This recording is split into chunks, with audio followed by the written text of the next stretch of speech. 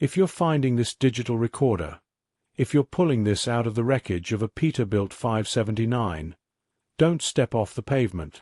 Do not step on the dirt. Do not step on the grass. Stay on the road. Stay on the concrete. If you have to pee, do it in a bottle. Just whatever you do, don't touch the ground. My name is Elias Thorne. I'm a driver for Redline Logistics, hauling structural steel, Chicago to Sacramento. I'm currently parked on the shoulder of Interstate 80, about 40 miles west of Elko, Nevada. I'm recording this because the radio is dead. The CB is just static. And I need to hear a human voice, even if it's my own. I need to organize my head, because if I look out the windshield for too long without talking, I'm going to open the door and jump. And I can't do that. Not yet. Let me back up. Let me tell you how the world ended. It wasn't an asteroid. It wasn't a bomb. It was a texture change. It was, let's see, it was 4 p.m. on a Thursday. Today is Thursday, right? Yeah. The sun was hitting that point in the Nevada sky where it turns the whole desert into gold and fire. I love that time of day. Usually. It's why I take this route. The isolation is peaceful. I was cruising at 65, listening to an old audiobook. Coffee in the cup holder. Everything normal. Then the truck in front of me, a white SUV, family car, looked like a Tahoe with a roof rack, started swerving. It wasn't a blowout. I've seen blowouts. The car didn't jerk. It just drifted. Like the driver fell asleep. I hit the air horn. Bwop. Nothing. The Tahoe kept drifting right. It crossed the white rumble strip. Biarra. It hit the gravel shoulder. Now, usually, when you hit the gravel at 60, you kick up a cloud of dust. You fishtail. You correct. But there was no dust. That was the first thing my brain couldn't process. The tires hit the dirt, and there was no cloud. No spray of rocks. It looked like the car had driven into a pool of water. The wheels didn't bounce.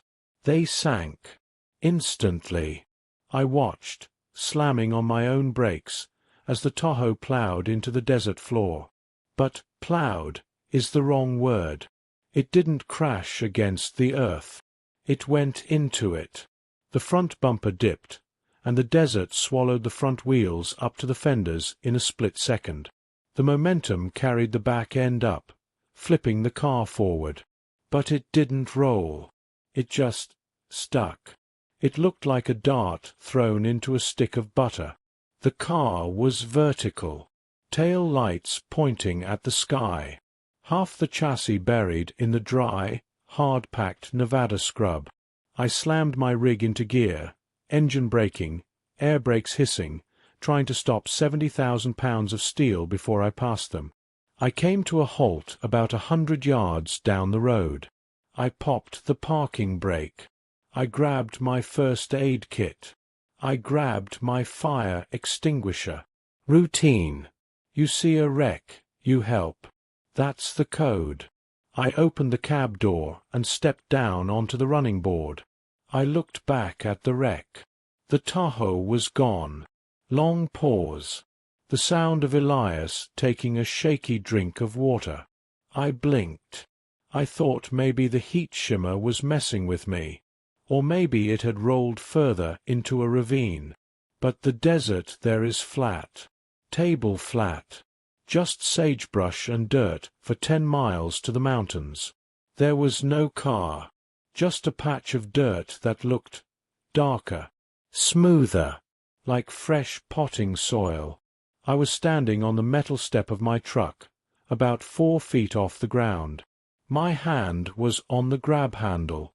I was about to jump down onto the gravel shoulder, but something stopped me.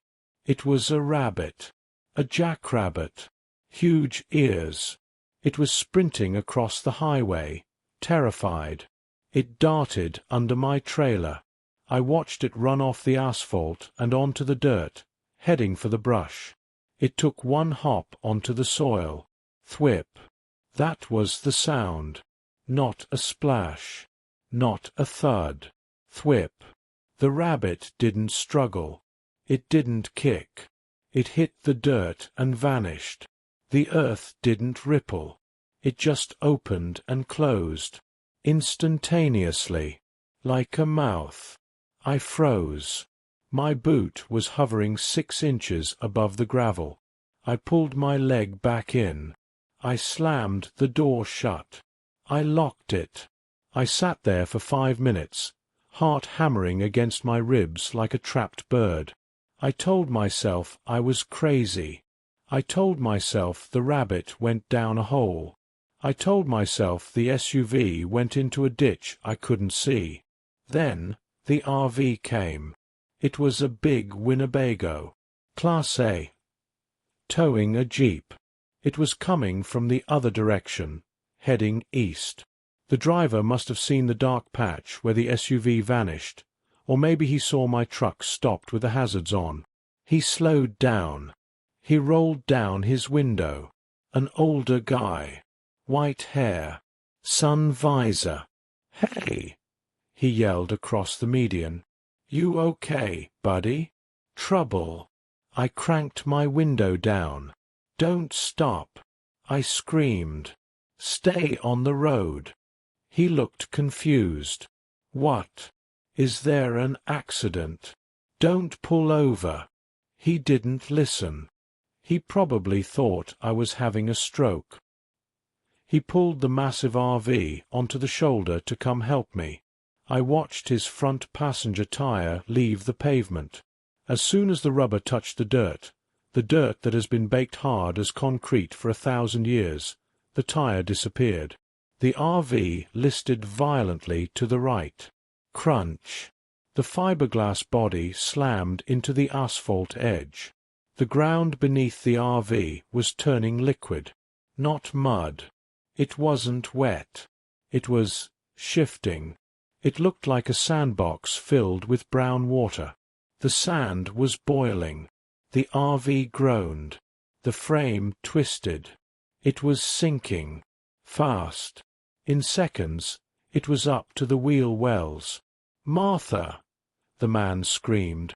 The passenger door of the RV opened. A woman, Martha, stumbled out. She fell. She fell onto the asphalt. Thank God. She landed hard on the blacktop, scraping her knees. "Get up!" I yelled. "Stay on the blacktop." The man, the driver, he tried to climb out his side, but the RV was tilting away from the road, leaning into the desert. His door was now 2 feet above the dirt. He jumped. He clearly thought the ground was solid. He expected to land, roll, and run. He landed. His feet went in, then his knees, then his waist. It happened so fast. He didn't even have time to scream before he was buried to his chest. The look on his face. It wasn't pain. It was pure confusion. He looked at the dirt around his ribs like he couldn't understand what it was. Then he started screaming. "Help! It's got me! It's—" He tried to push himself up with his hands, but as soon as his hands touched the surface, they sank too. He was pinned. The earth wasn't just soft. It was pulling. I could see the way the sand swirled around his torso. It was sucking him down. A dry drowning. "Martha!" he gurgled. The sand was at his chin. The woman, Martha, was crawling on the highway, reaching for him. Her hand was stretched out over the edge of the asphalt. "No!" I shouted. "Don't touch it!" She grabbed his shirt collar. She pulled. She was a small woman. He was a big man. And the earth had the weight of the whole world behind it. She pulled, and I heard a snap. It wasn't the man coming loose. It was the man's spine. Or maybe his neck. He went under. His hat stayed on the surface for a second, floating on the sand, before it too was sucked down. Thwip. Silence. Just the wind. And the idling of my engine. The RV was still sinking. It made terrible groaning sounds as the chassis bent. The tow dolly with the Jeep on the back snapped off and stayed on the road, but the Winnebago was consumed. It took maybe 30 seconds. A 40-foot vehicle. Gone. The sand smoothed over. It looked perfectly undisturbed. Just a flat, beige expanse of sagebrush and horror. Martha was lying on the breakdown lane, screaming into the asphalt, screaming at the ground. I grabbed my CB mic. Mayday! Mayday! Any station. This is Red Line 59. We have a geological event on I-80. Multiple casualties. Do not. Repeat. Do not pull onto the shoulder. Static. Just a wall of white noise. I tried the AM radio. Every station was dead air. Or just that high-pitched emergency broadcast squeal, but with no voice. I looked at Martha. She was curling into a ball on the center line. "Ma'am!" I yelled. "Get in the Jeep. The Jeep is still on the road." She didn't move. I couldn't get out. I could, but I was terrified. The truck felt like an island. The asphalt felt like a raft in the middle of the ocean. I checked my fuel gauge. Half a tank. I can idle for a long time. But I can't drive. The road ahead. I can see it through the binoculars. There's a pile-up. About 2 miles east. It looks like a semi-jackknifed. Probably hit the soft shoulder and swung across the lanes. The trailer is blocking both eastbound lanes. Cars are backed up behind it.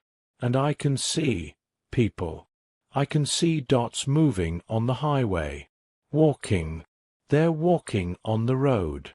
They're huddled together in the center of the asphalt. I grabbed my high-powered spotting scope. I focused on the pile-up. The trailer that crashed. It's a livestock hauler. Cattle. But the trailer broke open. I can see the cows. They aren't on the road.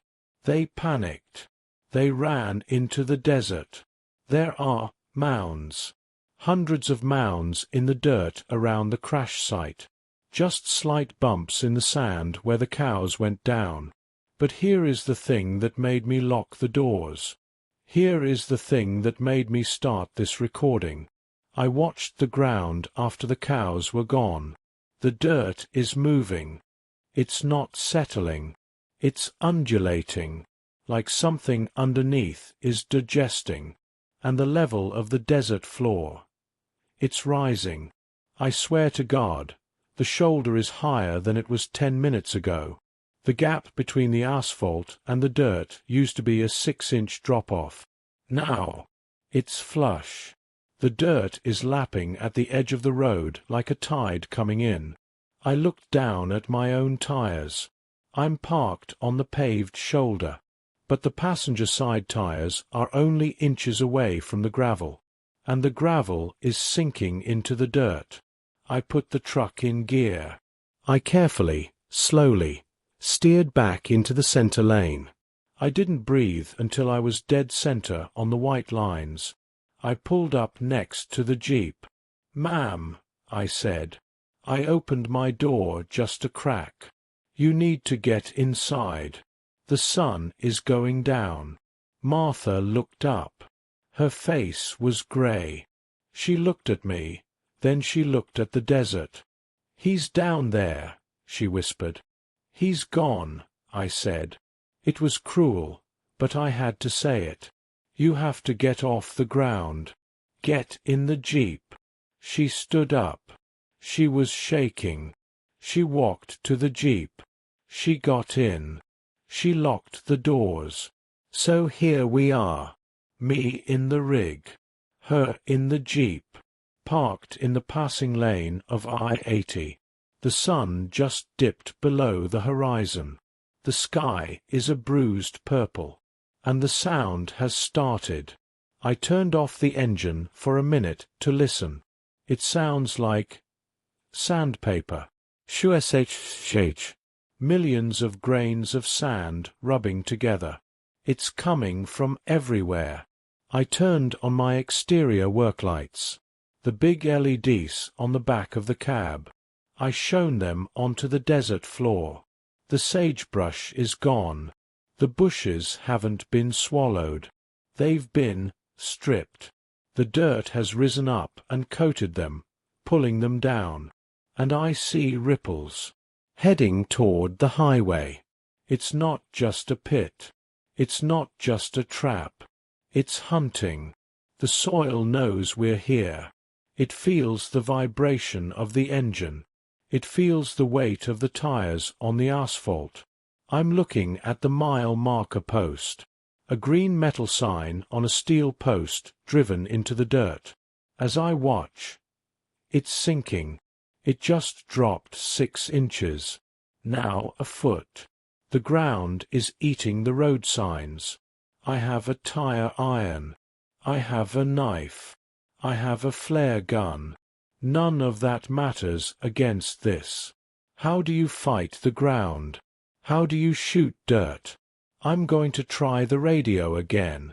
If anyone can hear this, stay on the pavement. Find a bridge. Find a parking garage. Get high up. Because I don't think the road is going to be enough. The asphalt is just a crust. And the crust is thin. Sound of a loud, metallic clang from outside, followed by a vibration that shakes the microphone. What was that? That felt like something hitting the undercarriage. I'm looking in the mirrors. Nothing. Wait. There's a crack. A crack in the asphalt. Running from the shoulder, right under my drive tires. Steam is coming out of it. Not steam. Dust. Fine, brown dust is puffing out of the crack in the road like smoke. It's breaking through. I have to move. I have to drive. Martha. I'm honking the horn. She has to move. We have to get to the pile-up. Maybe there's safety in numbers. Or maybe the asphalt is thicker there. She's not moving. I'm going to push her. I have to push the jeep with the truck. Hang on. I'm putting the recorder in my pocket. If I stop talking, it means I'm driving. Or it means I'm sinking. Logging off. Time is 8:14 p.m. We made it. I'm recording this from the roof of my cab. I'm sitting on the air deflector, looking down at God, looking down at the last parking lot on Earth. Let me recount the drive. I need to get the details down before the adrenaline fades and the shaking starts again. I pushed Martha's jeep for 2 miles. You have to understand what that felt like. I was doing 5 miles an hour. My bumper was locked against her tailgate. Every time the truck surged forward, I expected the road to give way. The headlights were the only thing existing in the universe. Everything outside the cone of light was just black void. But it wasn't empty. As we drove, I could feel the steering wheel fighting me. The road wasn't flat anymore. It was warping. The asphalt was buckling in waves, like a rug being pushed across a hardwood floor. The ground underneath was moving, shifting the foundation of the highway. I saw cracks opening up in the passing lane. Not just cracks, fissures, and out of them, this dust. This fine, brown silt was spraying up like geysers. It hung in the air, choking the intake. The truck was coughing, sputtering. The air filter must be clogged with the stuff. It smells like copper, like old pennies and dried blood. We reached the pile-up about 20 minutes ago. I saw the red glow first. Tail lights. Hundreds of them. A river of red suspended in the dark. Then I saw the flares. The jackknifed cattle hauler is the dam. It's lying on its side, blocking all 3 eastbound lanes. The tractor is twisted, hanging half off the shoulder, dangling over the dirt. Behind it, there are maybe 50 cars. Semis, campers, sedans, all jammed together, bumper to bumper, door to door. It's a fortress, or a trap. I honked the air horn as we approached. Bwop.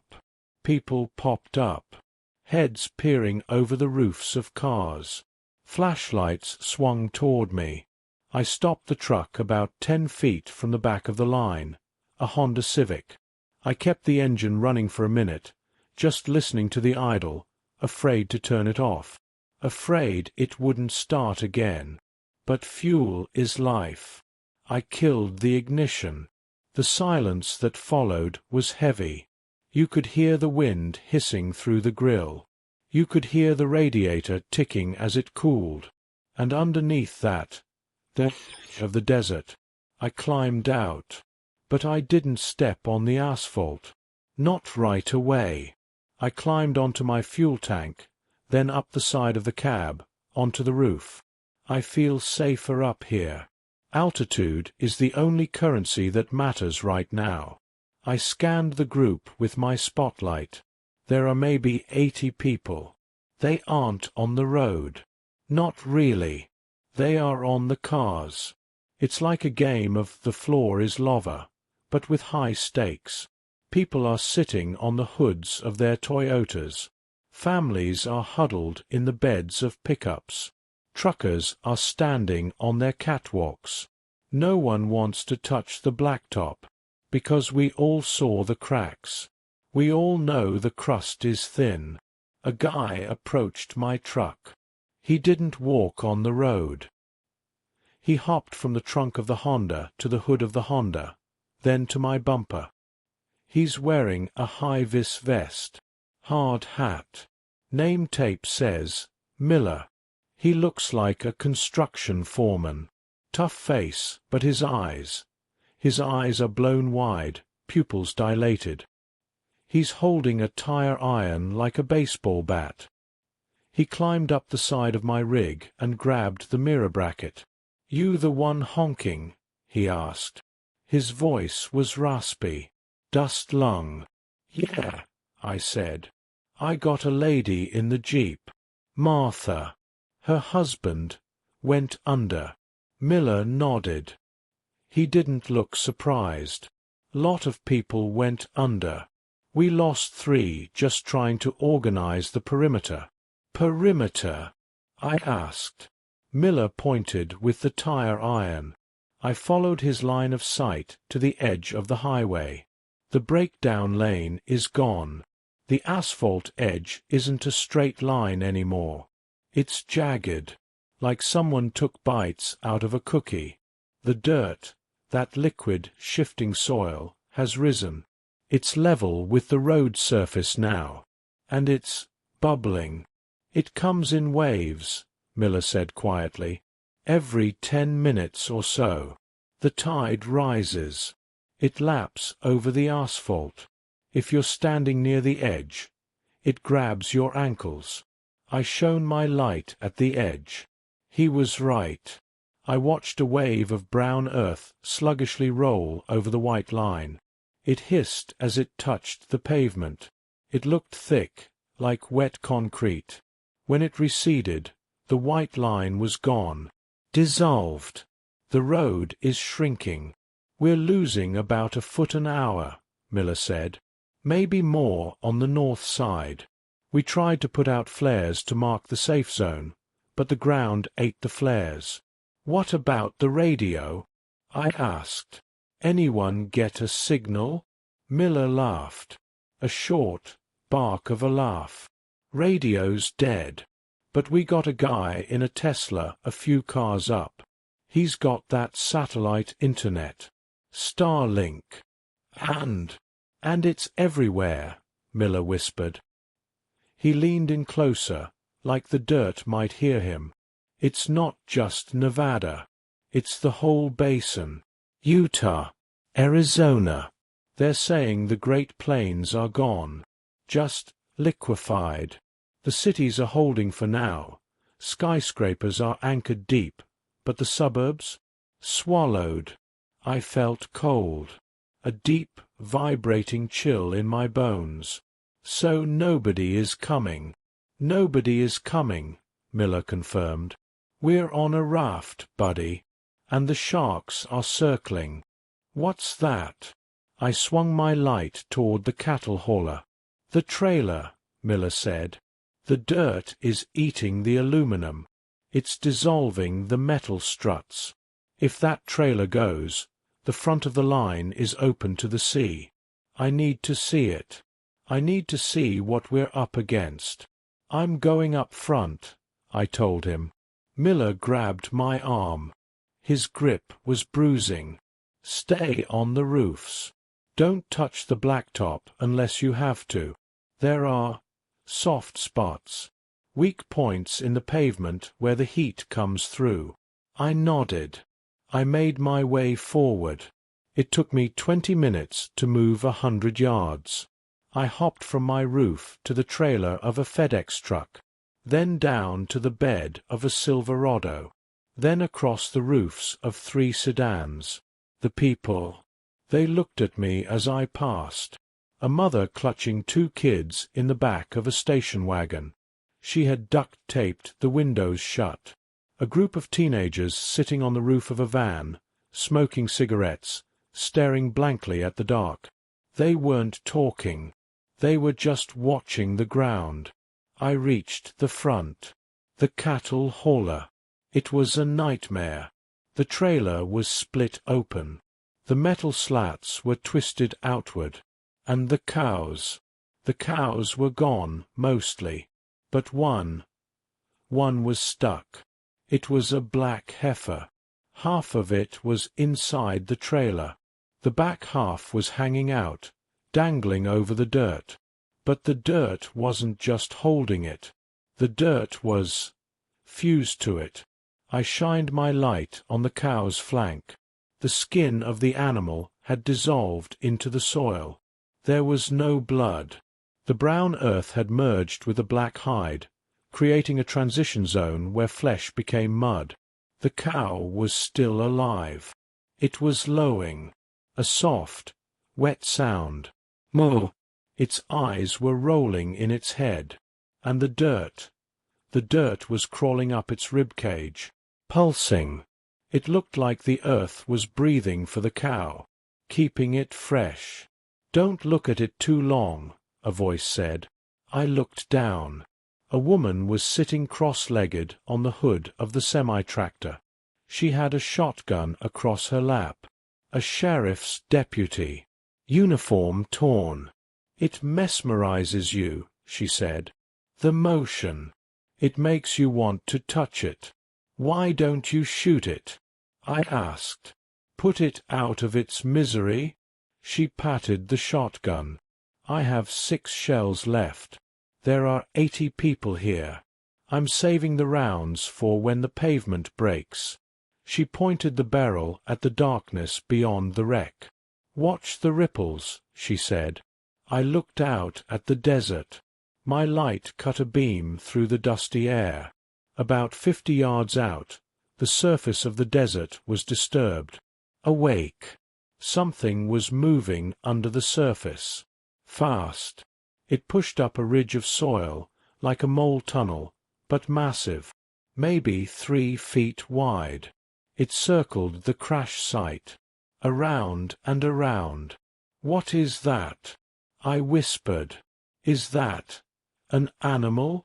No, the deputy said. It's a concentration of mass. We think it's collecting. It circles us, loosening the soil, creating a vortex. It's trying to undercut the road. She looked at me. Her face was illuminated by the dashboard lights of the truck. It's smart, driver. It's testing the structural integrity of the highway. The deputy didn't hesitate. She racked the slide of the shotgun. CHCHK. Move, she yelled. I scrambled back the way I came. Running on the roofs of cars is hard. The metal is slick with dew. I slipped on a windshield, banged my knee, kept going. I got to the center of the pack. There was a gap in the line of cars.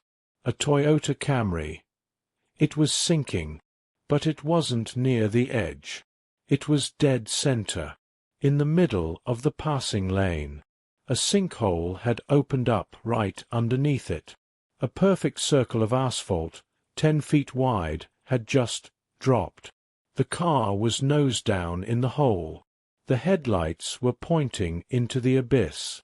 The driver, a kid, maybe 20, was scrambling out the back window.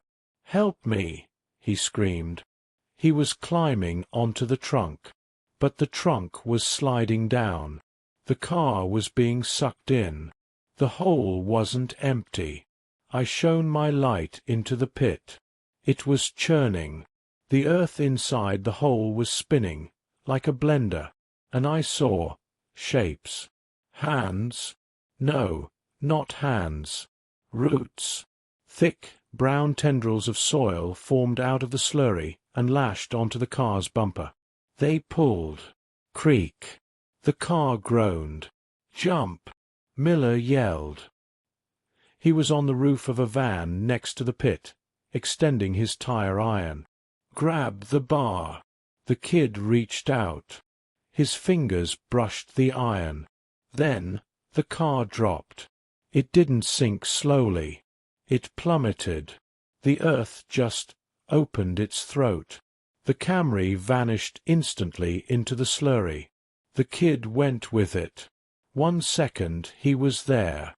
The next, smooth, brown dirt filling the hole. The asphalt edges of the hole crumbled inward. The circle widened. The van Miller was standing on shifted. The rear tire slid toward the new edge. "Back up!" I yelled. "Everyone back up! The center is hollow." Panic. Absolute chaos. People started jumping from car to car, trying to get away from the sinkhole. But there was nowhere to go. If you go to the edge, the tide gets you. If you stay in the middle, the sinkholes get you. I scrambled back to my rig. I climbed up. I'm looking at the hole now. It's stopped growing. For now. It's just a dark, brown eye in the middle of our sanctuary, staring up at us. I checked the asphalt around my truck. There are hairline fractures spreading out from my tires. The weight. That's the problem. The trucks are too heavy. My rig weighs 80,000 pounds. The cattle hauler weighs nearly as much. We are pressing down on a shell that is floating on soup. I picked up the recorder. I have to make a choice. If I stay here, the asphalt will break under the weight of the truck. I'll sink, and I'll take Martha and the people around me down with me. But if I drive, where do I go? The road ahead is blocked by the cow truck. The road behind is dissolving. Wait. The deputy. She's waving at me from the front. She's pointing. She's pointing at the median, the concrete barrier, the Jersey barriers separating the eastbound and westbound lanes. They are reinforced concrete, deep foundations, and beyond them, the westbound lanes look intact, empty, because no one was driving into the desert when this started. But to get there, I have to cross the median strip. The dirt strip, 20 feet of open, hungry soil between the eastbound and westbound asphalt. I have steel beams on my trailer. I haul structural steel. I-beams. 40-footers. If I can unstrap my load, if I can use the crane arm, maybe I can build a bridge. But I can't do it from inside the cab. I have to go out. I have to stand on the trailer. And I have to do it before the sinkhole under the Camry spreads to my tires. Miller is looking at me. He sees the steel too. He knows. He's gathering a crew. They're coming toward my truck. Not to attack. To help. They have crowbars. Wrenches. We're going to build a bridge to the other side. Or we're going to fall in trying. I'm clipping the recorder to my vest. If you hear screaming, well, you know what happened. Logging off. Time is 9:45 p.m. I'm standing on the flatbed trailer. I'm strapped to the headache rack with a tow chain. If the truck goes over, I go over. That's the deal. Let me describe the median. From up here, 10 feet off the ground, looking down into the gap between the eastbound and westbound lanes, it looks like an open wound. It's 20 feet across. And it's alive. The dirt in the median isn't flat anymore. It's churning. Imagine a pot of boiling oatmeal, thick and viscous, bubbling up in slow-motion pops. But it's dark. It absorbs the light. When I shine my headlamp down there, the beam just dies. And there are things swimming in it. I saw a fin. Not a shark fin. It looked like a rib cage. A skeletal ridge made of fused bone and soil, cutting through the surface. It circles the gap, waiting for something to fall. Miller is down on the asphalt, near my rear tires. He's got 3 guys with him. They're holding crowbars, ready to guide the steel. The deputy, her name is Rodriguez, I found out. She's standing guard at the edge of the sinkhole. The hole where the Camry went down is widening. I can hear the asphalt crumbling into it. Crack, splash, crack, splash. It's eating my rear bumper space. I have maybe 5 feet of solid ground left behind my rear axle. Okay, Elias. Miller screamed over the wind. Fire it up. No outriggers. That's the suicide part. Usually, when you operate a knuckle-boom crane, the hydraulic arm mounted behind my cab, you put down stabilizers. Big steel legs that press into the ground to keep the truck from tipping over when you lift a heavy load. But we can't use them. If I put the legs down, they'll punch right through the asphalt. They'll act like needles, popping the balloon we're floating on. So I have to lift a 2-ton steel beam, free balancing. If I swing it too fast, the truck tips. If I swing it too slow, the truck sinks from the sustained pressure. I climbed into the operator's seat, the little bucket chair high up on the neck of the crane. I grabbed the joystick controls. My hands were shaking so bad I had to grip them until my knuckles turned white. I engaged the PTO. Whir! The hydraulics screamed. The sound echoed across the silent desert like a dinner bell. I looked at the median. The boiling stopped. The dirt went perfectly still. It heard the machine. It knows. Swinging left. I yelled. I pushed the stick. The crane arm unfolded. It looks like a giant, orange mantis leg. The claw at the end dangled over the stack of I-beams on my trailer. I lowered the grapple. Clang. Metal on metal. The sound made everyone flinch. I clamped the jaws around the top beam. 40 feet of galvanized steel. Lifting. I pulled back on the stick. The engine roared. The hydraulics hissed. The beam lifted an inch. Then the truck shifted. The whole rig leaned to the left. I felt the suspension groan. I felt the tires squish flat against the asphalt.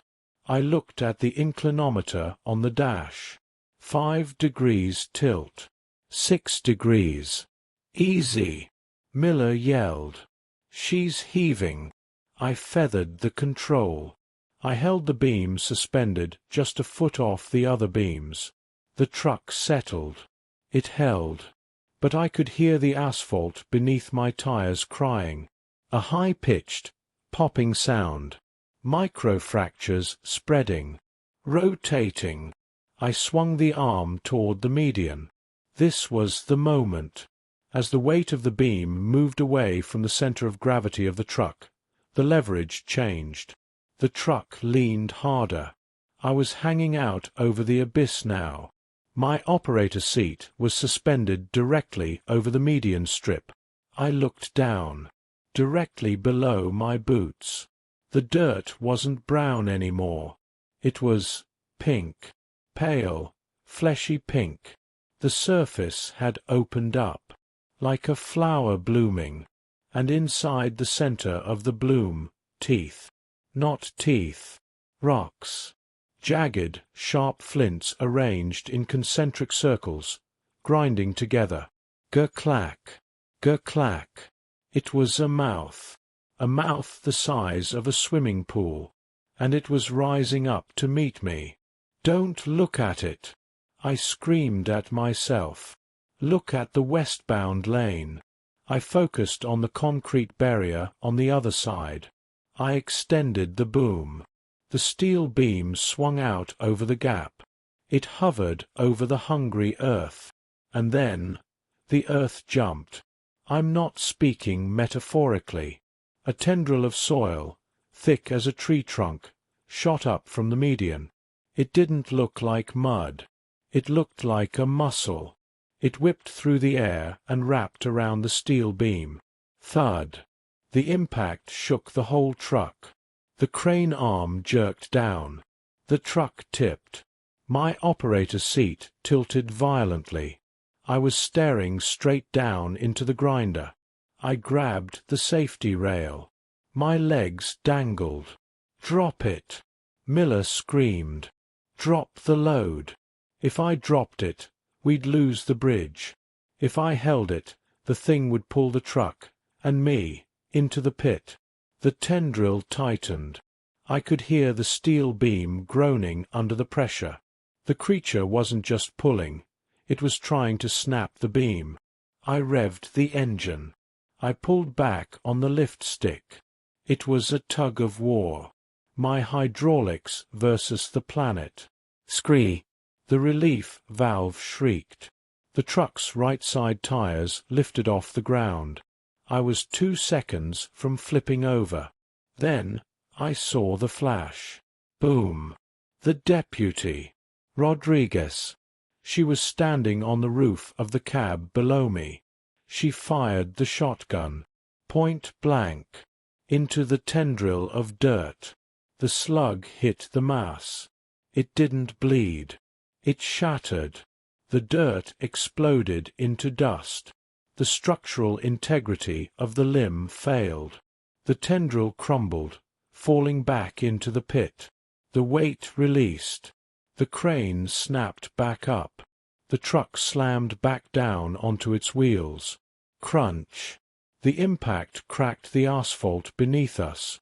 I felt the drop. We sank maybe 2 inches. Now! Rodriguez yelled.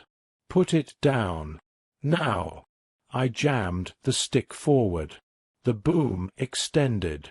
The tip of the steel beam crossed the gap. It hit the westbound concrete barrier. Clang. It bit into the Jersey wall. I lowered the near side onto my own trailer bed, leaving it resting on the metal frame.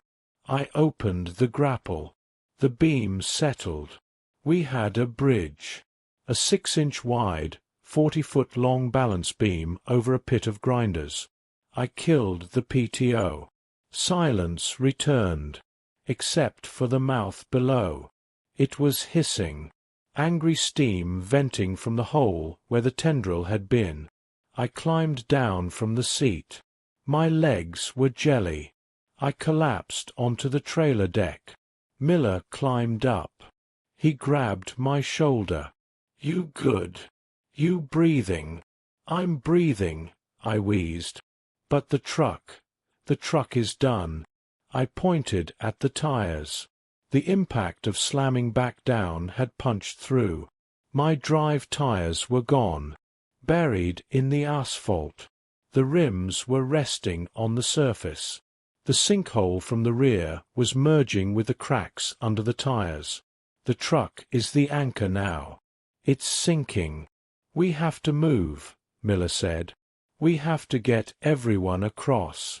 Single file." I looked at the line of survivors. 80 people. Old people. Kids. They were looking at that thin strip of steel. It was wet with condensation. Slippery. And 20 feet below it, death. "Who goes first?" I asked. Miller looked at me. "You tested the bridge. You guide them across." "No," I said. "I stay with the machine. I hold the line. Send the kids." We lined them up. The first one was a teenage boy. Hoodie. Converse sneakers. He climbed onto the trailer. He looked at the beam. He looked at me. "Don't look down," I told him. "Look at the white line on the other side. Just walk the line." He stepped out. The beam flexed. It's structural steel, it can hold the weight, but the length, it has a bounce to it. He took 3 steps. He wobbled. The wind hit him. He dropped to his knees. He wrapped his arms around the cold metal. "I can't," he cried. "I can't." Below him, the dirt began to spin again. A vortex. The shark, with the bone fin surfaced. It started leaping, like a dolphin, breaching the surface, snapping its jaws in the air, trying to nip at his shoes. Snap. Splash. Snap. Splash. "Move!" Rodriguez yelled from the roof. She aimed the empty shotgun. A bluff. The kid crawled, inch by inch. It took him 5 minutes. When he reached the concrete barrier on the other side, he collapsed. He kissed the gray concrete. "Next!" Miller barked. We started moving them, one by one. It was agonizing. Every time someone slipped, the whole convoy screamed. Every time the shark jumped, the beam vibrated. We got about 30 people across. Then it was Martha's turn. The lady from the jeep. She climbed up. She looked frail. Her eyes were vacant. "Elias," she said. "I'm right here, Martha," I said. "Just crawl. Like you're looking for an earring under the sofa. Just crawl." She got on the beam. She was slow. So slow. She got halfway. The dead center. The vortex below was spinning so fast now it was making a humming sound, a low frequency that made my teeth ache. W-U-B, W-U-B, W-U-B.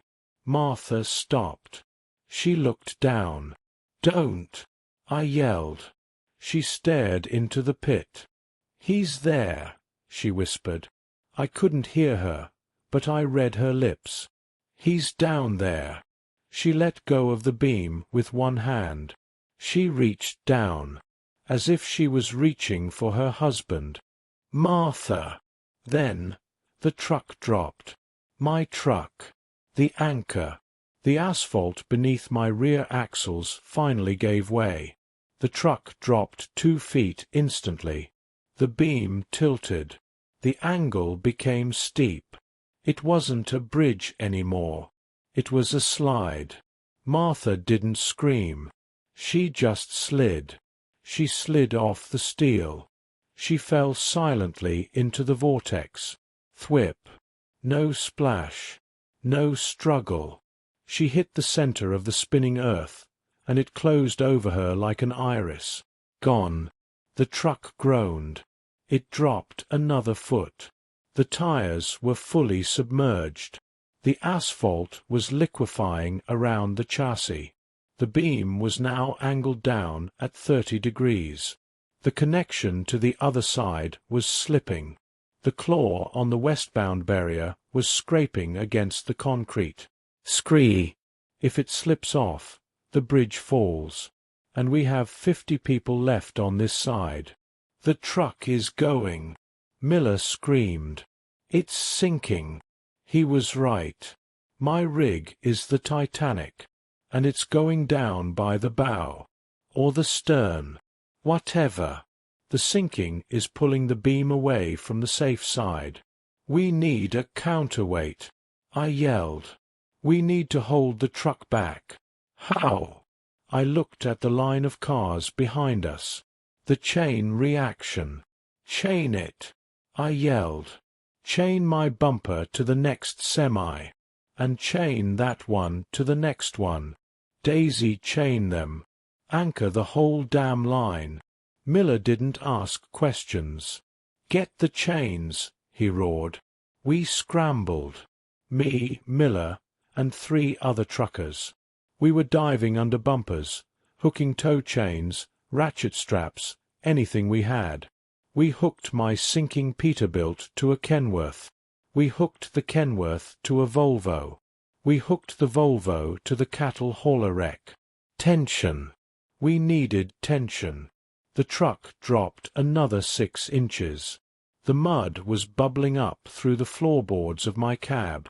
I could see it oozing out the doors. The chains snapped tight. Twang. Like guitar strings made of iron. The Kenworth's tires smoked as they locked up, skidding across the asphalt, dragged by my sinking truck.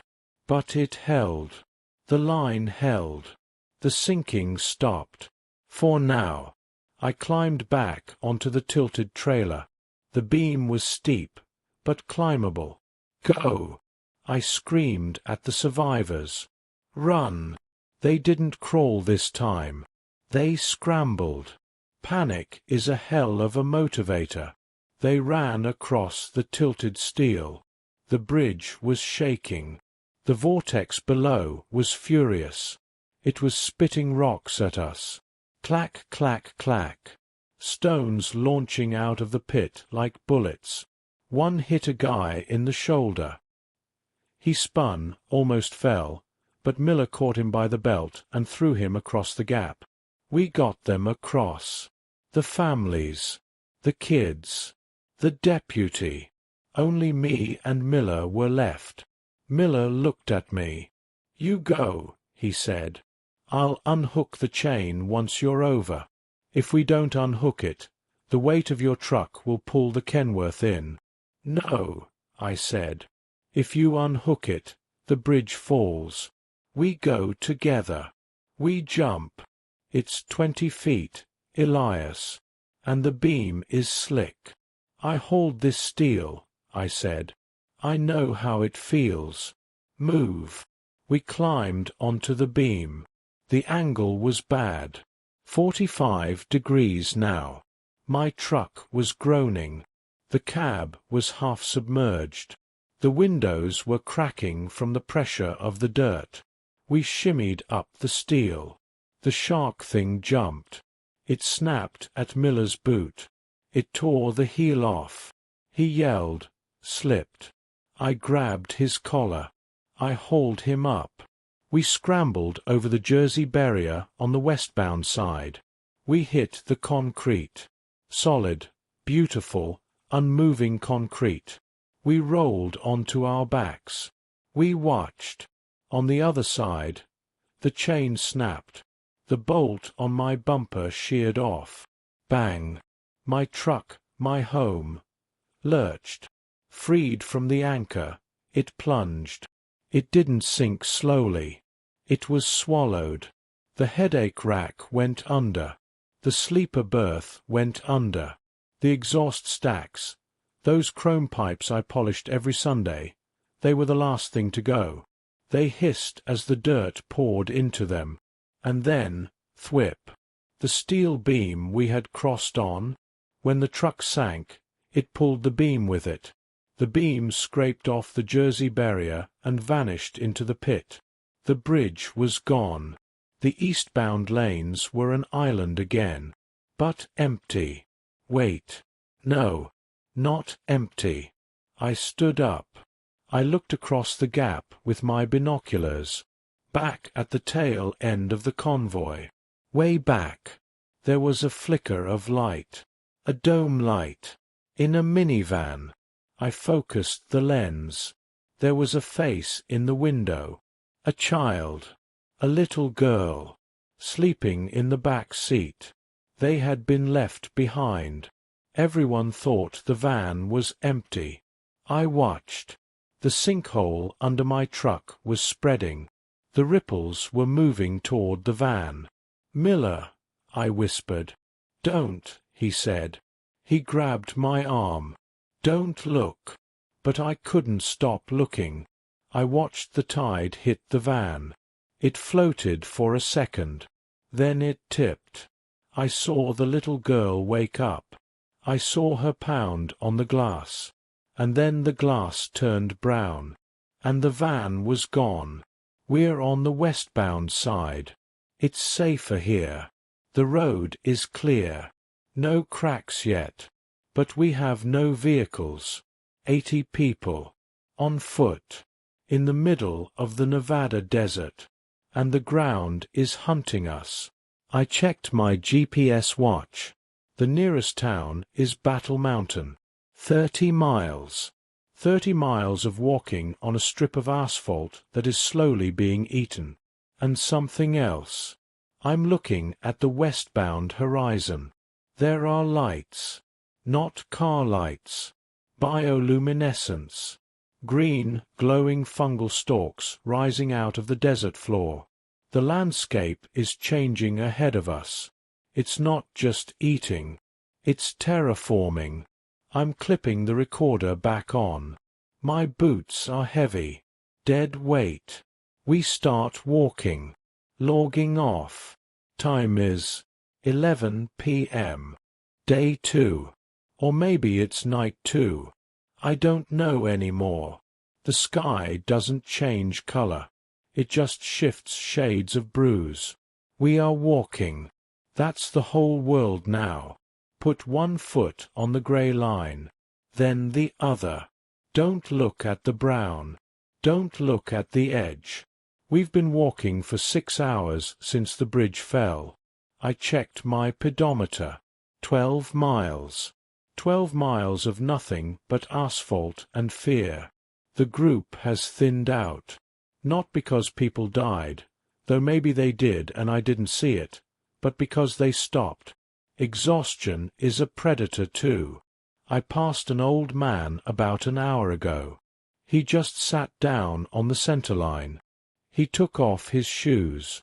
His feet were bleeding. "I'm just going to rest," he said. We all knew what that meant. If you sit, you sleep. If you sleep, you slump. If you slump, you roll. And the edge is always waiting. I want to describe the sound. You'd think the desert would be quiet without the cars. But it's loud.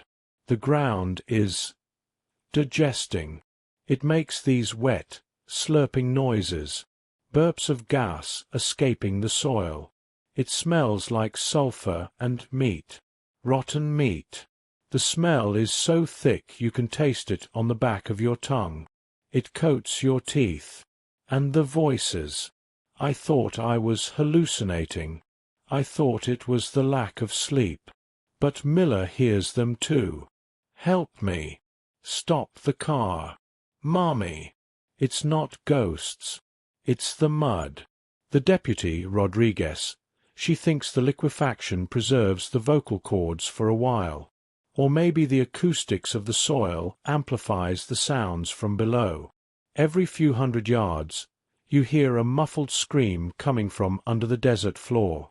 Imagine walking through a graveyard where everyone was buried alive, and the dirt is thin. That's Interstate 80 right now. Easy. Easy. Just a bubble. A bubble of mud popped right next to the shoulder. It sprayed slime onto the asphalt. The slime is glowing. We reached the lights I saw earlier. The terraforming. I'm looking at it right now. I'm standing in the middle of the road, staring at the desert floor. It's a forest, but not trees. They look like coral. Massive, branching structures rising out of the liquefied soil. They are pale white, porous, and glowing with a faint, sickly green light. They are about 20 feet tall. I shone my flashlight on the nearest one. It's not coral. It's bone. It's thousands of bones. Femurs, ribs, skulls, deer antlers, coyote jaws. The earth has filtered out the calcium. It has separated the hard matter from the soft tissue it consumed, and it's excreting it, building with it. The structures are fused together with a mortar made of cartilage and silver slime. It's a monument to everything it has eaten, and it's beautiful in the most hateful way possible. The trees are pulsing. The green light travels up the trunks in rhythm with the heartbeat I felt earlier. Thump, thump. The light goes up. Thump, thump. The light fades. Don't touch them, Rodriguez warned the group. Don't go near the edge to look. But it's mesmerizing. The glow illuminates the path ahead. The asphalt cuts through this forest of bone like a grey river, and in the light we can see things moving, shadows darting between the bone trunks. They look like dogs, but they have no fur. Their skin is slick, like wet clay, and they move wrong. They slide. That's Miller. He's tagging the road. Every mile he sprays a bright orange arrow pointing east. And the date. In case someone comes behind us, he said. He's an optimist. Or he's in denial. I looked at his paint can. Miller, day 2, no water. Water. That's the new panic. I have a canteen. It's half full. I've been taking sips, just wetting my lips. But the families, the kids, they're dry. I saw a mother trying to give her kid sweat from her own forehead just to wet his tongue. We need a rest stop. There's one coming up. I know this route. Valmy Rest Area. It should be 2 miles ahead. But is a rest stop safe? It's concrete. Buildings. Vending machines. But it's also connected to the ground. Pipes. Sewers. Does the softening travel up pipes? We're inside. Valmy Rest Area. Northbound side. It's still standing. The parking lot is concrete. It's cracked, floating like an iceberg on the mud, but it's holding. The main building, the bathrooms and the vending area, is on a raised slab. We crowded in. 50 of us. It's tight. The air is stale. Miller and Rodriguez cleared the room. Check the corners. Rodriguez yelled. Check the floor tiles. The floor seems solid. Vinyl tile over concrete. But there are cracks. Spiderwebs spreading from the center of the room. And the smell. It's stronger in here. We raided the vending machines. I smashed the glass of a Pepsi machine with the butt of my knife. Crash. People swarmed it. It wasn't a riot. It was desperate, quiet violence. Hands grabbing cans. Soda spraying. I managed to grab a bottle of water. Just one. I gave it to the kid. The teenager who crossed the beam first. He looked at me like I was God. Thanks, he rasped. "Drink it slow," I told him, "or you'll puke. We're huddled in the lobby. There's a map on the wall. You are here. I'm looking at it. Battle Mountain is the next town. If we can make it there. There's an airport. A small one. Runways are thick concrete. Maybe planes are landing. Maybe relief drops. It's the only hope we have. Wait. The bathrooms. The men's room door is swinging open. There's a sound coming from the stalls. Gurgle. Splat. Like a toilet backing up. Miller stepped forward. He raised his tire iron. "Stay back," he told the group. He walked toward the bathroom. I followed him. I don't know why. Maybe because I have the light. We walked onto the tile of the restroom. The mirrors are cracked. The sinks are overflowing, but not with water. Brown sludge is oozing out of the faucets. It's dripping onto the floor. Drip, drip, drip. And the toilets. The stall doors are vibrating. Rat-a-tat-tat. "It's in the plumbing," Miller whispered. "The pressure from below. It's pushing the mud up. The handicap stall at the end. The porcelain toilet exploded. I saw it happen. It didn't just break. It shattered outward. A geyser of mud shot up to the ceiling. And with it, something else. It looked like a tentacle, but made of intestine or roots. It whipped around the stall. It grabbed the partition wall and ripped it off the hinges. Screech. The metal crumpled like foil. Run! I yelled. Out! Everyone out! We turned to run back to the lobby. But the floor tiles in the lobby were popping.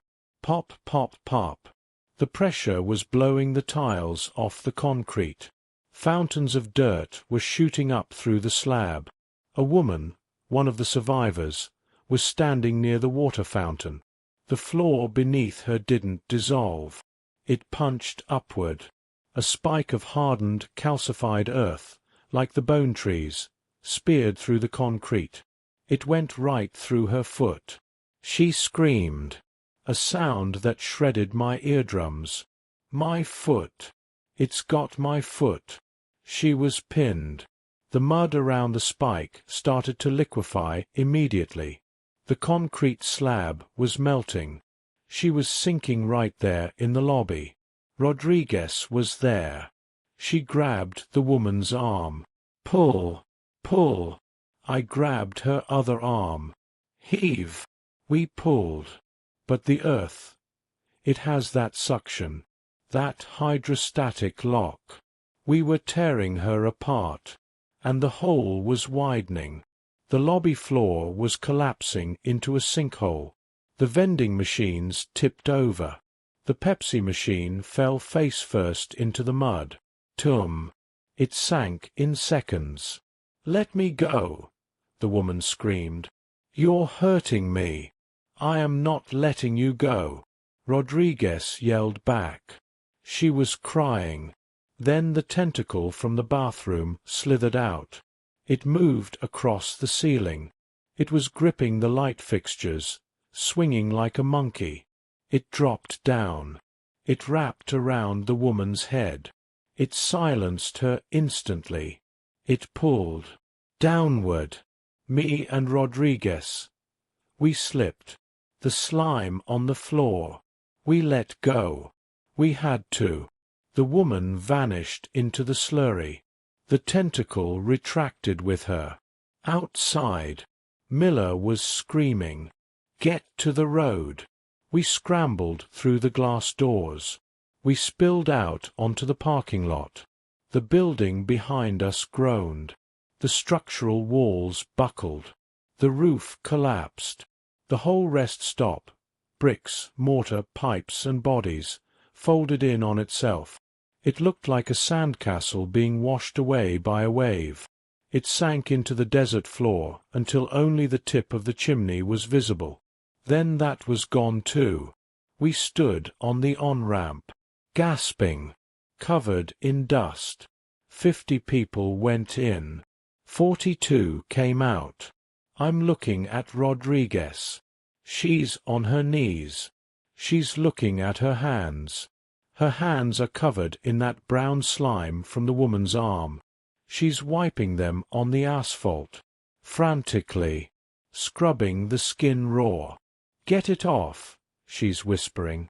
"Get it off." I poured a little of my water on her hands. "It's off," I said.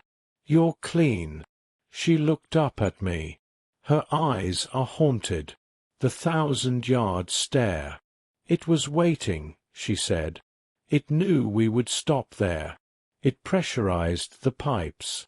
It was a trap." I helped her up. "We keep walking," I said. "Battle Mountain." "Elias," Miller said. He was looking east. "Look." I looked down the highway.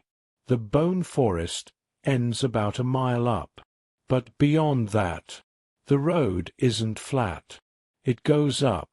A hill. There are no hills here. I raised my spotting scope. It's not a hill. It's a blockage. The highway is blocked by a massive, pulsing wall of dirt.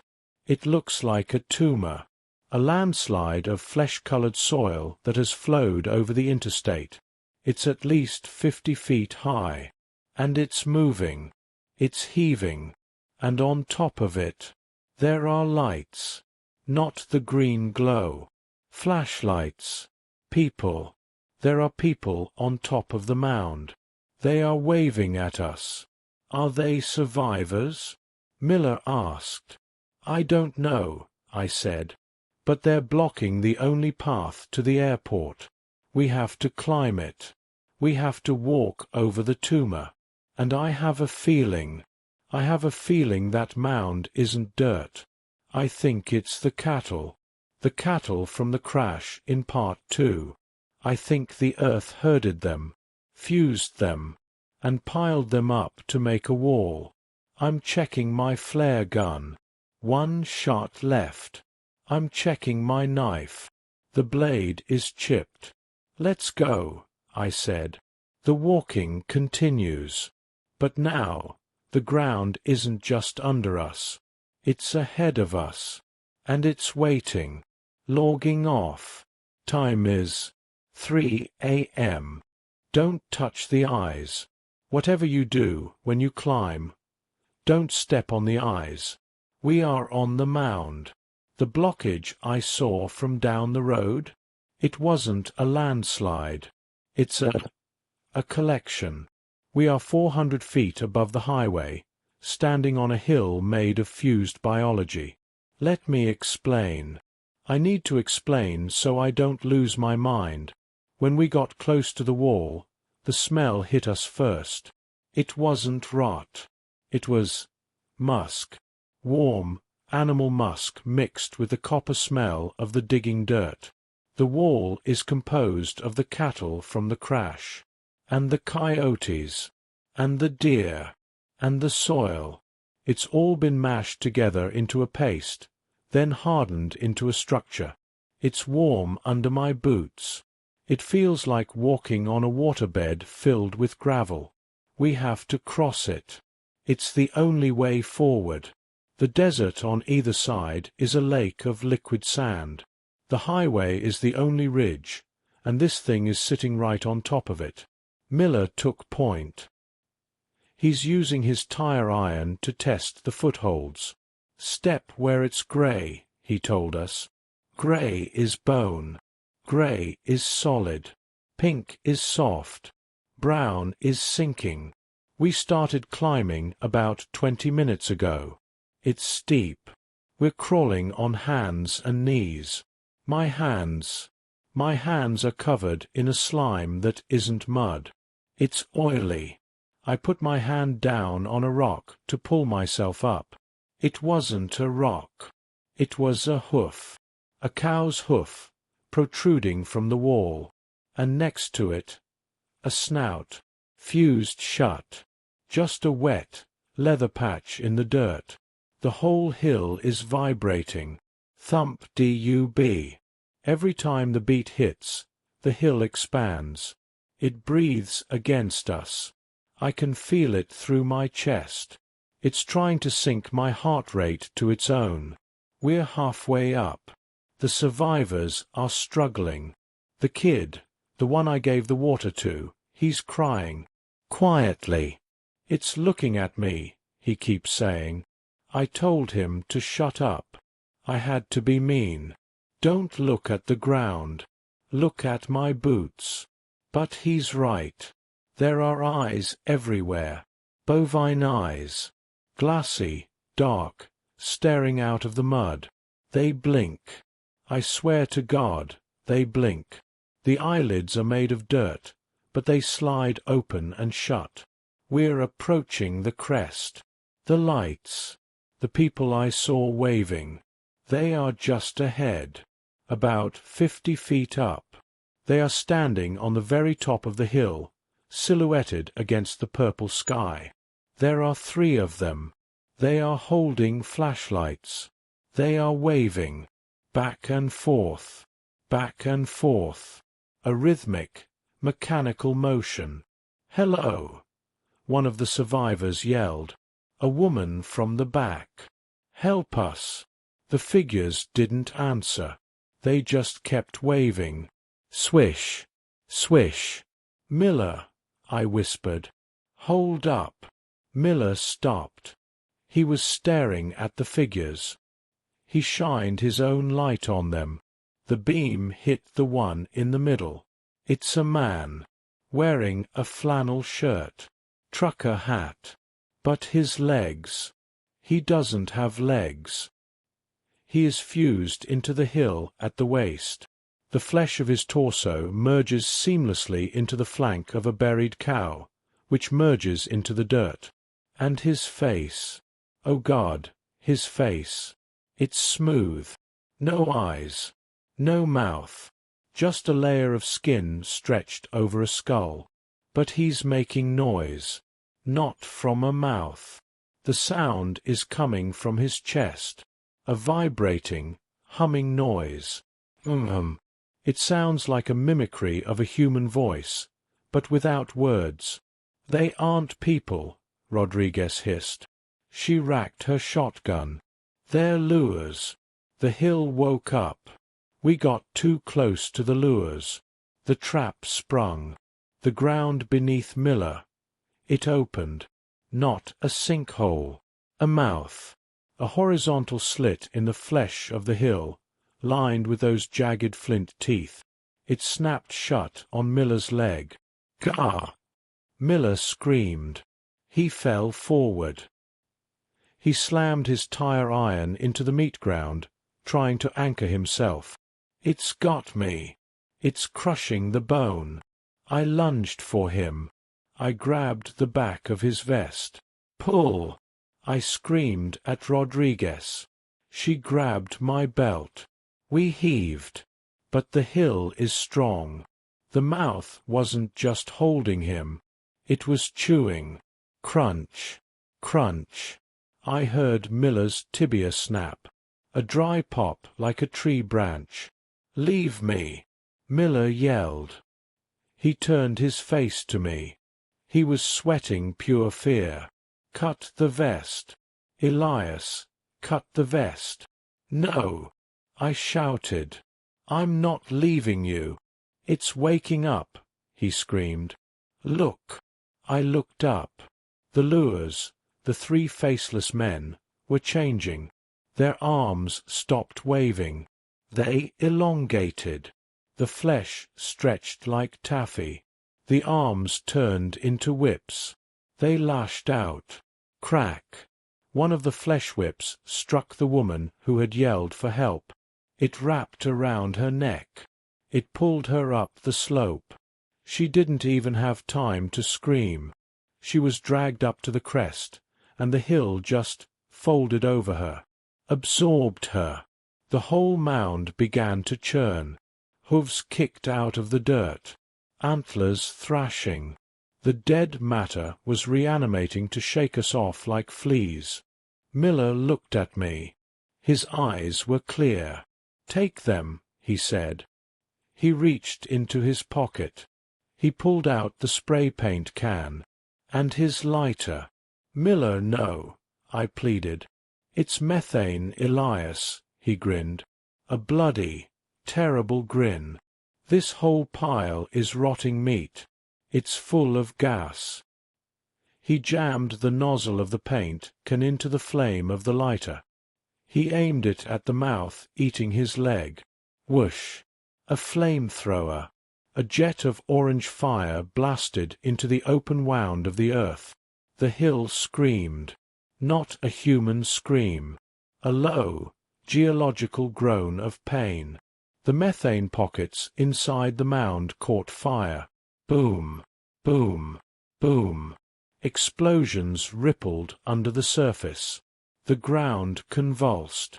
The mouth released Miller's leg for a second, recoiling from the heat. "Run!" Miller shoved me. "Get over the crest. Come on." I tried to grab him again. "Go!" He swung the tire iron at me, forcing me back. "I'm the fuse, Elias. Go!" He turned back to the mouth. He jammed the burning can deep into the throat of the earth. Kaboom! The explosion threw me backward. A fountain of burning slime and gore erupted where Miller had been. The shock wave knocked the lures down. The faceless men melted into sludge. "Move!" Rodriguez grabbed me by the collar. "Don't waste it." We scrambled. We crawled over the burning meat. I slipped on a patch of blood. I fell face first into the muck. I tasted it. Salt and copper. I scrambled up. We crested the top. The other side. It was steep. A slide. Slide. I yelled to the survivors. Like a playground. Go! We threw ourselves down the slope. We slid down the backside of the tumor. It was a blur of motion. The wind rushing past. The heat of the fire behind us. We hit the bottom. We hit asphalt. Hard, cold, beautiful asphalt. We rolled. We tumbled. We scrambled to our feet and kept running. We didn't look back until we were a quarter-mile down the road. I turned around. The hill was burning. A pyre of green and orange flames illuminating the desert. In the center of the fire, I saw a shape. A man. Standing tall. Miller. Or what used to be Miller. He wasn't burning. He was hardening. The fire was baking the clay around him. He was becoming a statue. A permanent fixture of the road. Raising his tire iron to the sky. We lost 12 people on the hill, including Miller. There are 30 of us left. We walked for another hour in silence. No one spoke. No one cried.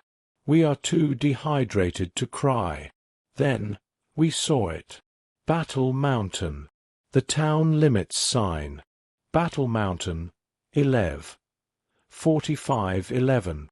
The sign was crooked, sinking, but beyond it, lights, street lights, golden, sodium vapor street lights, and the airport beacon, flash, dark,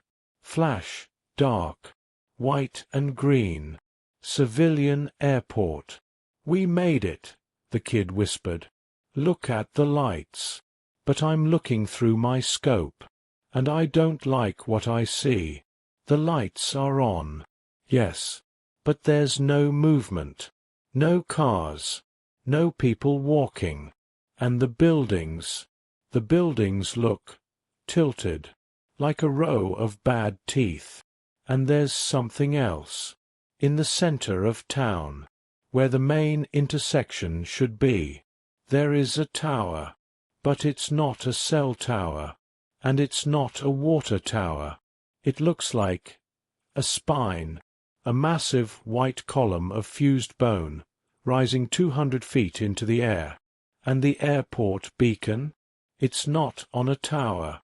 It's stuck to the side of that bone spire, like it was grabbed. Elias, Rodriguez said. She was looking at the ground. Look at the pavement. I looked down. The asphalt here, inside the town limits. It's not black. It's veined. There are white, calcified veins running through the tarmac. Pulse lines. The town isn't safe. The town is the heart. We can't go back. The hill is blocking the retreat. The desert is liquid death. The only way is through, toward the spire, toward the airport. I'm checking my ammo. I have the flare gun. Empty. I have my knife. Rodriguez has 2 shells left. 30 people. And a town that looks like it's been waiting for us for 1,000 years. I'm clipping the recorder on. If we don't make it to the runway, if we don't find a plane, then Miller died for nothing. And I won't let that happen. We're crossing the town line. The ground feels softer here, spongy, like walking on a tongue. Logging off. Time is 5:45 a.m. Dawn is coming. God help us when the sun comes up. This is the final entry of Elias Thorne. If you are listening to this, look up.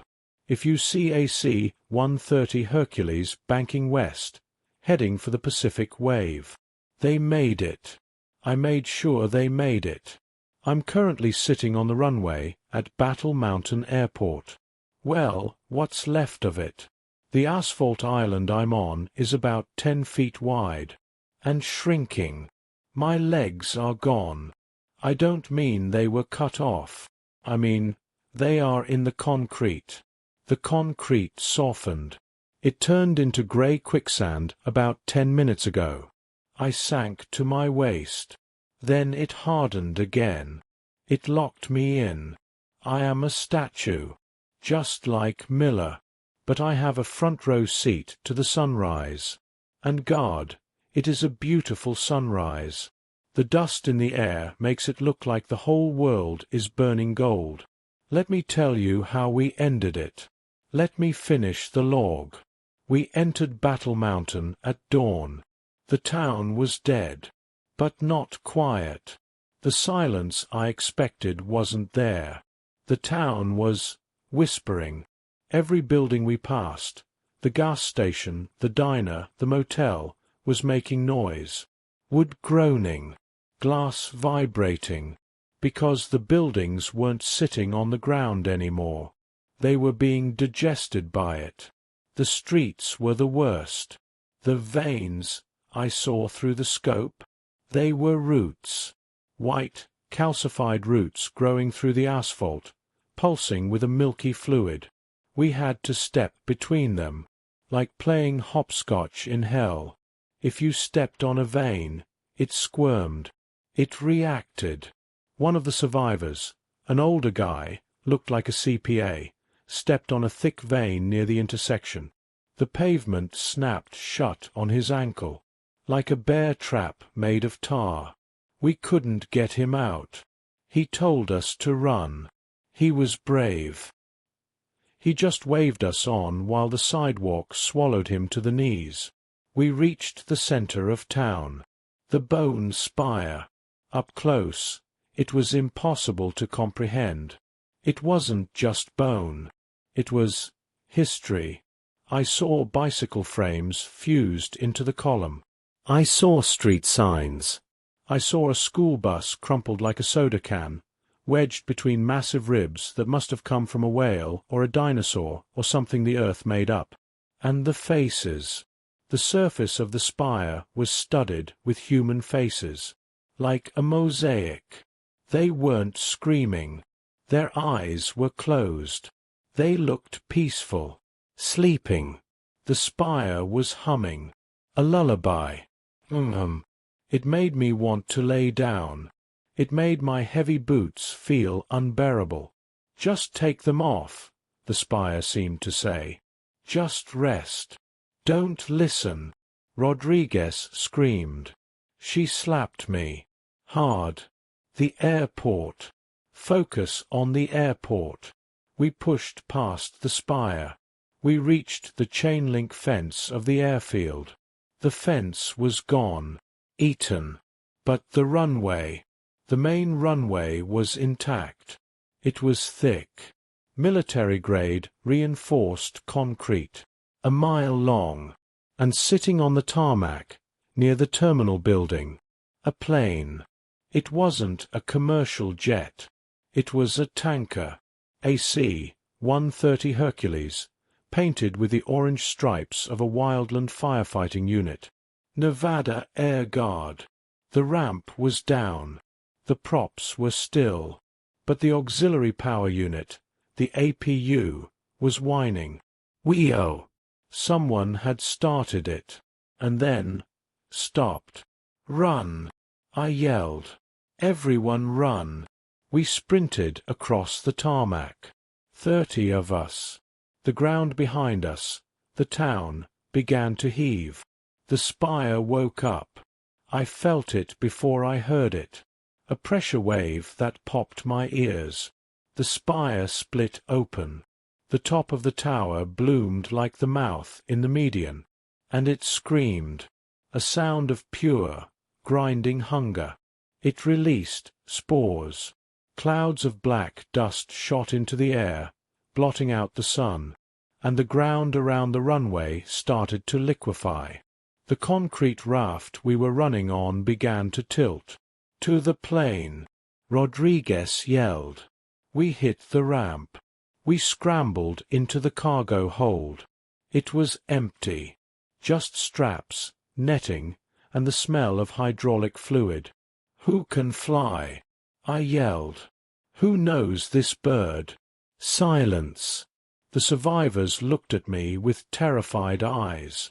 Then, a voice from the cockpit ladder. I can. A man stumbled down the stairs. Flight suit. Blood on his forehead. He was holding his arm. It was broken, dangling at a wrong angle. I'm the pilot, he wheezed. My co-pilot. He went out to check the gear. The tarmac took him. Can you fly? I asked. I can taxi, he said. I can take off. But I can't work the yoke with one arm. I need hands. I need someone to pull when I say pull. I'll do it, Rodriguez said. She looked at me. You load the passengers. Get them strapped in. She climbed up to the cockpit with the pilot. I turned to the survivors. Sit down. I barked. Floor. Hold the cargo nets. Hold on to anything. The plane shook. Tum. Something hit the fuselage. I looked out the open ramp. The runway was breaking apart. The spire had sent out roots, fast, whipping tendrils of bone and gristle. They were smashing through the concrete, trying to grab the landing gear. The engines started to turn. Whine. Chug, chug, chug. Roar. Prop number 1 spun to life. Then number 2. The pilot was hot-starting them, skipping the checklist. Good man. Ramp coming up. I hit the switch. The hydraulic whine of the ramp door closing. As the door rose, I saw the spire one last time. It was leaning toward us, bending like a snake. It was trying to strike the plane. The ramp clicked shut. Darkness. Then the red combat lights flickered on. The plane lurched. We were moving. I climbed the ladder to the cockpit. I had to see. Rodriguez was in the co-pilot seat. Her hands were white-knuckled on the yoke. The pilot, Captain Miller, no relation to the other Miller, just a weird cosmic joke, was jamming the throttles forward. "We have a problem," the captain yelled over the roar. "What?" "The runway is too short. We lost the first 2,000 feet to the sinkhole. And we're heavy. We're too heavy." I looked out the windshield. The runway ahead was disintegrating. A wave of brown earth was chasing us from behind, eating the concrete as we rolled. And ahead, the end of the runway, was a cliff. The desert had dropped away, leaving a sheer drop-off into a sea of liquid mud. "V1," the captain yelled. "Rotate! Rotate!" Rodriguez pulled back. The nose lifted, but the main gear, the wheels stayed on the ground. We weren't flying. We were dragging. The mud was grabbing the tires.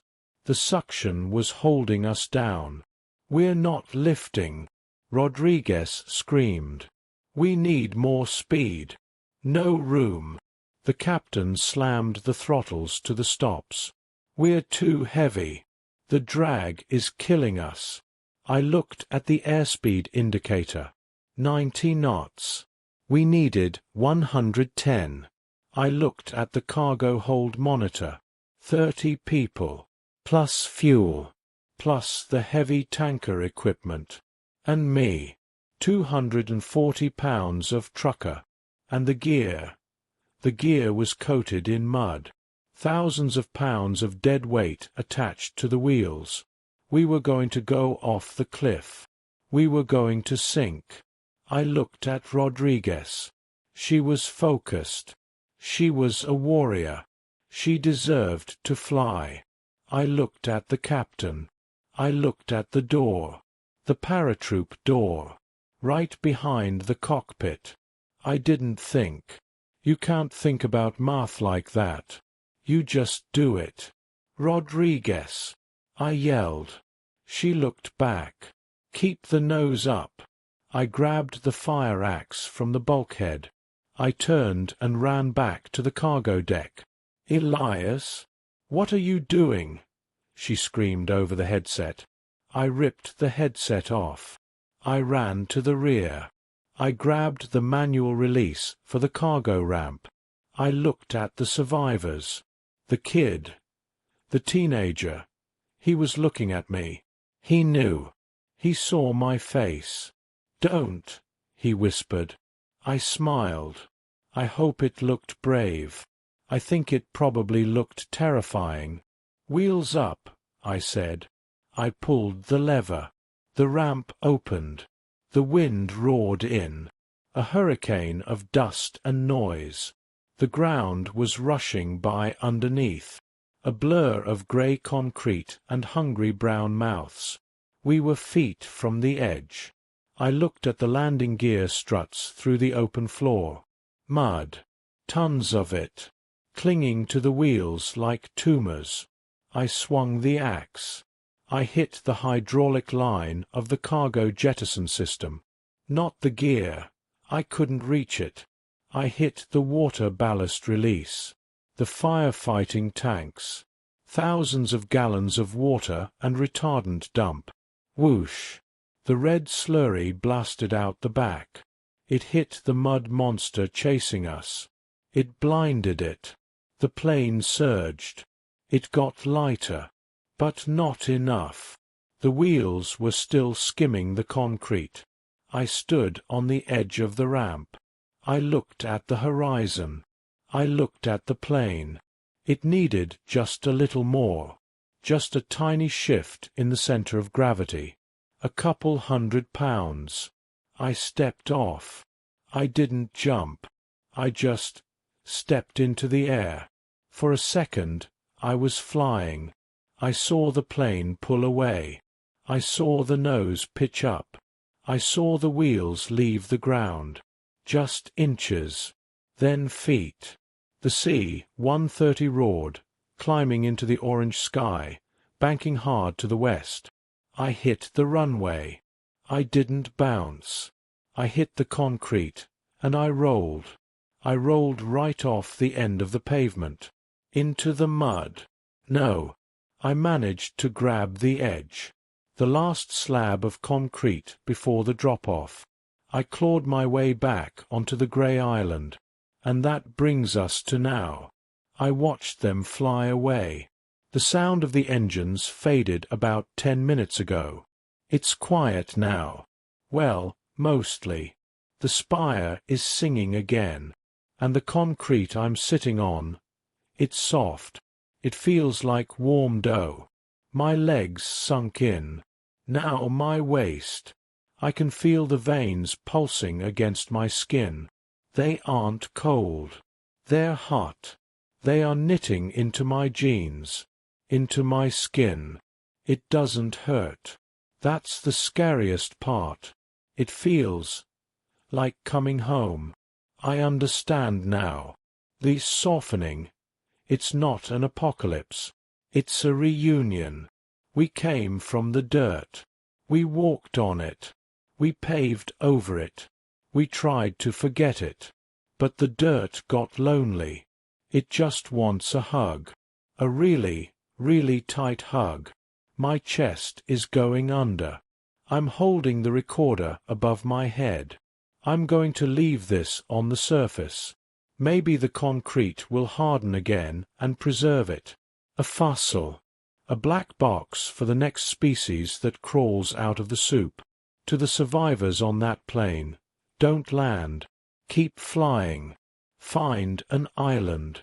Find a mountain of solid rock. And never, ever trust a flat surface again. The sun is so bright. I can see the veins in my own eyelids. They are turning green. Photosynthesis. Maybe I'll be a tree. I always liked trees. Logging off. Time is 0.